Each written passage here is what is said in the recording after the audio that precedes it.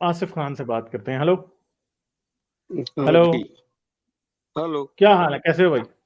हाँ बढ़िया। हाँ जी, क्या बात करेंगे? आप अक्सर एक सवाल पूछते हैं कि साबित करो कि इंसान मट्टी से पैदा हुआ। हम्म।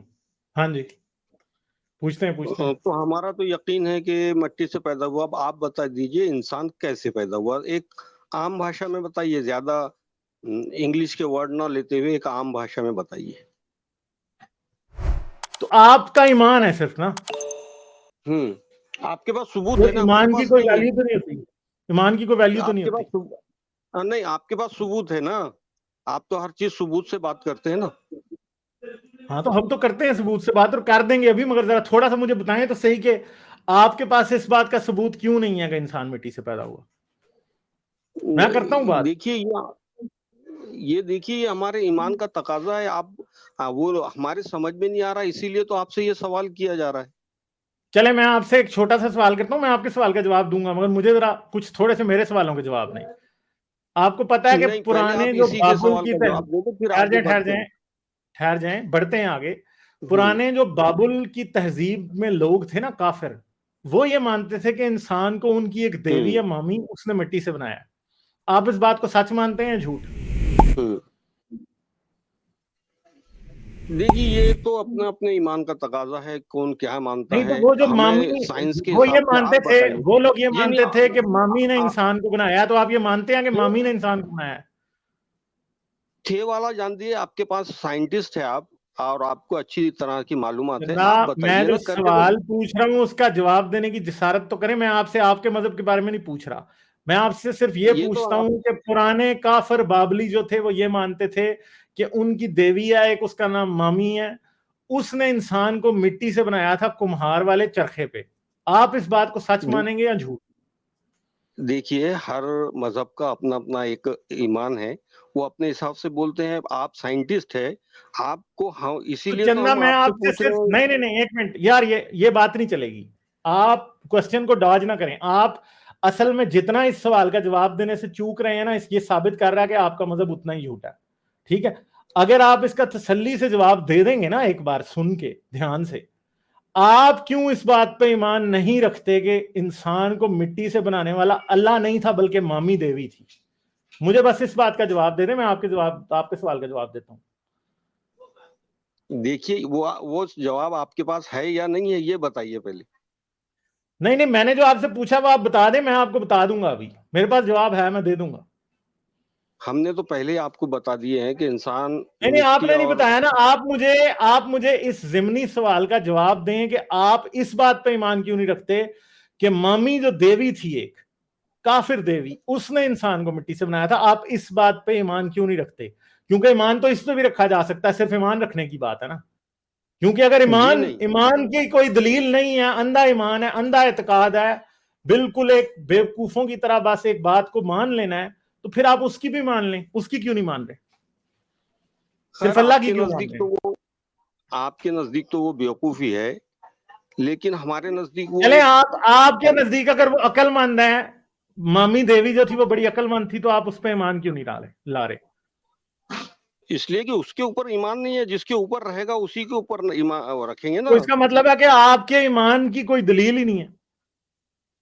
इसीलिए तो आपसे ये सवाल पूछा जा रहा है कि आपके हाँ, तो पास है ना बगैर उसकी दलील के दलील। जो बात होती है वो तो जहालत होती है ना। भाई, हम तो जाहिल आप है। फिर मान लीजिए कि इस्लाम आप जहालत है। वो सब ठीक है, आप सिर्फ ये बता दीजिए कि इंसान यानी आप ये पैदा मान कैसे रहे हैं हुआ। कि इस्लाम जहालत है? देखिए, वो आपके पास जवाब है या नहीं है, ये इसका नहीं नहीं, सवाल मेरे का पास जवाब जवाब दीजिए। है यार, मैं तो 100 बार देता हूं, मैं तो रिपीट करूंगा सिर्फ नहीं नहीं, जवाब। आप दे ही नहीं सकते। अगर आप दे देते तो अभी तक तो बिल्कुल बात क्लियर हो जाती और मैं चले जाता। बात तो 100 बार क्लियर हो चुकी है ना। बात यह है कि आप जो आपने इस बात का जवाब अभी तक मुझे नहीं दिया कि आप उस पर ईमान क्यों नहीं रखते, आप उसे झूठ क्यों समझते हैं? ये सवाल का जवाब आपके पास है या नहीं है, ये बताइए। चलें ठीक है, मैं जवाब दे देता हूं, मगर अब मैं आपसे आगे जा रहा हूं। तो बात यह है कि ये इनकी हालत है कि ये लोग इस तरह की मेंटल जिम्नास्टिक करेंगे कि ओ जी, आप ये बताएं कि क्यों है। ओ भाई, हम तो रोज बताते हैं, मगर मसला ये है कि आसिफ खान, आपकी और आपकी इस्लामी मुनाफकत इस बात के ऊपर 100% हमारे सामने आ गई है कि आप जो है ना, आप लोग वो सिर्फ और सिर्फ अंधा ईमान रखते हो, अंधा एतकाद। और अंधा एतकाद जो होता है वो बेवकूफी होता है, बेवकूफी की इंतहा होता है। आपका जो जो आपने मेरे साथ बात की है ना, वो इस काबिल नहीं है कि उस पर बहस की जाए, ठीक है? क्योंकि आपकी क्वेश्चन में मुनाफकत छुपी हुई है। मुनाफकत ऐसी कि आप क्या कर रहे हैं कि ये चाहते हैं कि हम आपको सबूत दें, मगर आप इतनी बेशर्मी से ये सिर्फ कहते हैं कि आपने अंधा ईमान रखना है, जाहिलों वाला अंधा ईमान, और आपको उस बारे में 1% भी शर्मिंदगी नहीं है, ठीक है? ये प्रॉब्लम है आप लोगों का, ठीक है? तो मसला यह है कि इंसान कैसे बना, आज एवोल्यूशन के सारे सबूत हैं। आज यही आसिफ खान अगर अपना जाके डीएनए टेस्ट कराएगा ना, तो इसको पता चलेगा कि इसके पास क्रोमोसोम जो है वो 23 है, ठीक है? और इनमें एक क्रोमोसोम 2 है। क्रोमोसोम 2 जो है, अगर उस क्रोमोसोम को निकाल के चिंपैंजी के साथ कंपेयर किया जाए तो चिंपैंजी में क्रोमोसोम 2A और 2B होते हैं, और चिंपैंजी के क्रोमोसोम 2A और 2B को जब जोड़ा जाए तो इंसान का क्रोमोसोम 2 बनता है। यानी ये एक फ्यूजन हुई थी जो कि एंशिएंट हिस्ट्री में किसी टाइम, कोई आज से कई लाख साल पहले हुई थी। और उस फ्यूजन के थ्रू जो बात हुई थी वो क्या थी, ये दो फ्यूज हो गए थे। ये फ्यूजन इंसान की उस लाइन में हुई थी जो कि इंसान और चिंपैंजी का कॉमन एंसेस्टर आज से 7 मिलियन साल पहले मौजूद था। उसके वक्त पे दोनों क्रोमोसोम अलग-अलग थे, मगर आगे एक लाइन जो है वो चिंपैंजी की तरफ जा रही थी, उसमें कई जानदार थे मुख्तलिफ इवॉल्व हुए, और एक लाइन जो थी वो इंसान की तरफ आ रही थी। इंसान की तरफ जो लाइन आ रही थी उसके अंदर ये दोनों क्रोमोसोम आपस में जुड़ गए, और ये दोनों क्रोमोसोम का आपस में जुड़ना और इंसान के अंदर क्रोमोसोम 2 का जुड़े हुए होना और उनके अंदर क्रोमोसोम 2A और 2B का अलग-अलग होना, इस बात का सबूत है कि हम एंशिएंट पास्ट में हम भी ऐसे थे जिनके अंदर क्रोमोसोम 2A और 2B जुड़े हुए नहीं थे, बल्कि अलग-अलग थे। और ये इस बात का सबूत है कि हम और चिंपैंजी एक कॉमन एंसेस्टर से आए हैं। इसके अलावा कई और बातें भी हैं जो कि ये साबित करती हैं कि हम और चिंपैंजी सेम एंसेस्टर से आए हैं। इसमें हमारी और चिंपैंजी की 99.99% जो प्रोटीन्स हैं वो सेम है, ठीक है? और जीन्स जो हैं वो भी सेम है। एपिजेनेटिक फैक्टर्स जो हैं वो डिफरेंट हैं, और बहुत सी चीजें जो हैं वो डिफरेंट हैं। हमारे दिमाग में और चिंपैंजी के दिमाग में जो असल में फर्क है वो असल में एपिजेनेटिक है। जीन्स सेम ही है, सेम ही जीन्स के ऊपर हमारी और उनकी प्रोटीन्स ऑपरेट करती हैं, मगर जो फर्क है वो क्या है, वो बेसिकली एपिजेनेटिक। एपिजेनेटिक का मतलब क्या है कि एक जीन तो एग्जिस्ट करता है जो कि प्रोटीन बनाएगा, मगर वो कितनी प्रोटीन बनाएगा और कितनी नहीं, ये चीज जो है फर्क है।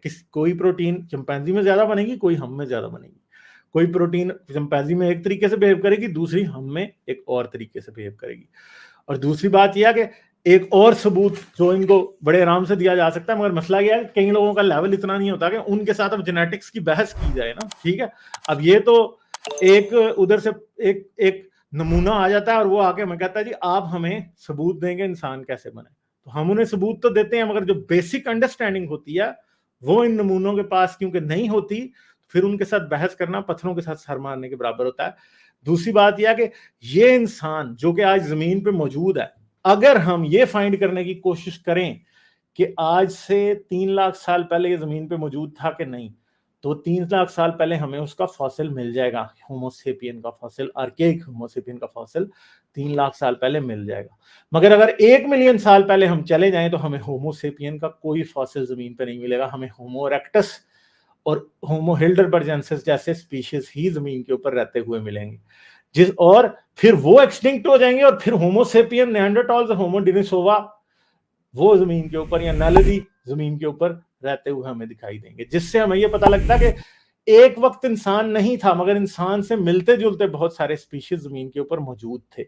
इसका मतलब है कि फिर इंसान उनमें से ही निकल के आया होगा। फिर जब एनाटॉमी को और बायोलॉजी को और जेनेटिक्स को मिलाते हैं तो हमें पता लगता है कि दर हकीकत इंसान वाकई उनसे इवॉल्व होके आया। जैसे कि मैंने आपको ये बताया कि इंसान और चिंपैंजी के दरमियान जो जेनेटिक डिफरेंसेस हैं, जेनेटिक सिमिलैरिटीज हैं, वो इस तरह की हैं वो हमें वाज़े तौर पे ये बात दिखाती हैं कि इंसान इवॉल्व होके आया, ठीक है? तो ये बातें हैं जो ये साबित कर देती हैं।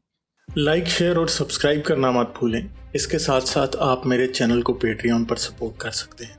पेट्रियन का लिंक वीडियो की डिस्क्रिप्शन में है।